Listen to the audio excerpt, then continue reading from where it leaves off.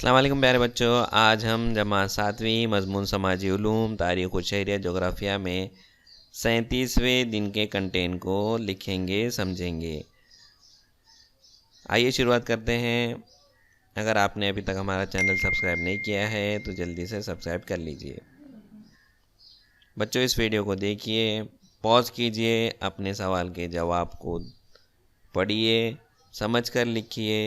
ज़रूरी नहीं कि हर सवाल का जवाब सही हो। अपने समझकर अपने उस्ताद की मदद से इसको पूरा कीजिए और हमारे साथ बने रहिए। आगे के वीडियो का इंतज़ार कीजिए। जल्द मिलेंगे।